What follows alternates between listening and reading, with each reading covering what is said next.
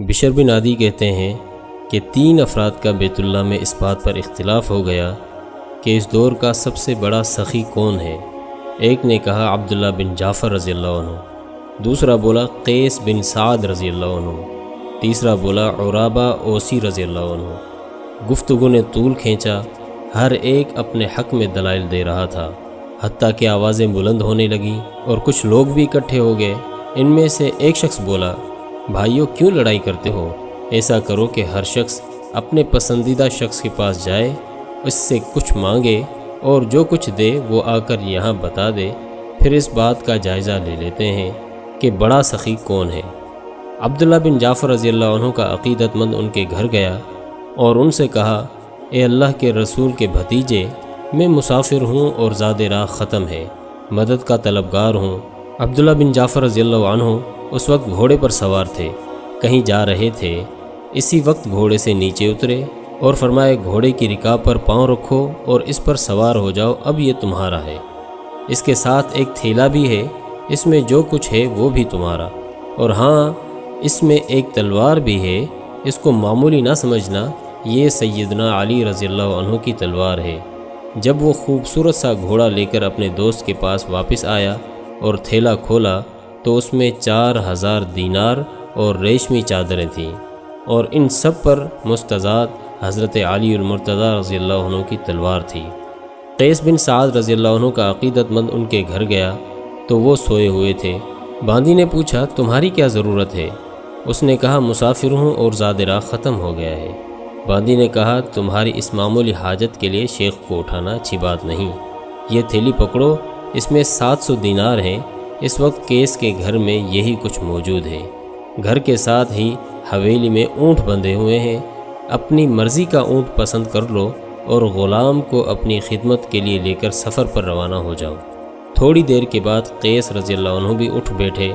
باندی نے قصہ بیان کیا، کہنے لگے، بہتر تھا مجھے اٹھا لیتی اور میں خود اس کی حاجت پوری کرتا، نہ معلوم جو کچھ تم نے دیا وہ اس کی ضرورت کے مطابق تھا بھی یا نہیں، تاہم تم نے جو اچھا کام کیا ہے اس کے بدلے میں تمہیں آزاد کرتا ہوں۔ ادھر عرابہ اوسی رضی اللہ عنہ کا عقیدت مند بھی ان کے گھر جا پہنچا۔ اس وقت نماز کا وقت ہو چکا تھا۔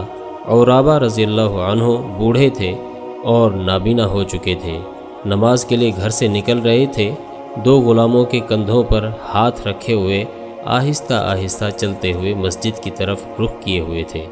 اس آدمی نے کہا، اے عرابہ، میری بات سنیں گے؟ عرابہ رضی اللہ عنہ بولے، بولو کیا کہتے ہو؟ کہنے لگا، میں مسافر ہوں اور میرا زاد راہ ختم ہو گیا ہے۔ عرابہ رضی اللہ عنہ نے اپنے دونوں ہاتھ غلاموں کے کندھوں سے ہٹائے اور بائیں ہاتھ کو دائیں ہاتھ پر زور سے مارا اور کہنے لگے، عرابہ نے اپنا تمام مال و دولت خرچ کر دیا ہے، مگر یہ 2 غلام باقی ہیں، تم ان دونوں کو لے جاؤ، اب یہ تمہارے ہو گئے۔ اس آدمی نے کہا، حضرت ایسے کیسے ہو سکتا ہے؟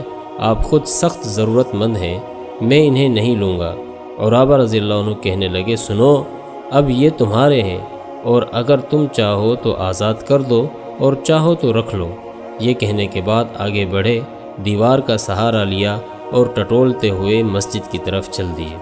اس شخص نے ان دونوں غلاموں کو ہمراہ لیا اور اپنے ساتھیوں کے پاس واپس آ گیا۔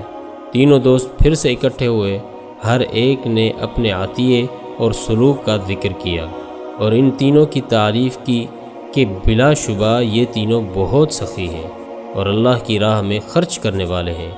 اب رہا یہ فیصلہ کہ سب سے بڑا سخی کون ہے، تو فیصلہ عرابہ اوسی رضی اللہ عنہ کے حق میں ہوا، کیونکہ انہوں نے سارا مال تنگ دستی کے باوجود خرچ کر دیا، اور باوجود اس کے کہ ان کی بینائی جا چکی تھی اور ان 2 غلاموں کی ان کو سخت ضرورت تھی، پھر بھی وہ دونوں غلام انہوں نے اللہ کی راہ میں خرچ کر دیے اور اس مسافر کے حوالے کر دیے۔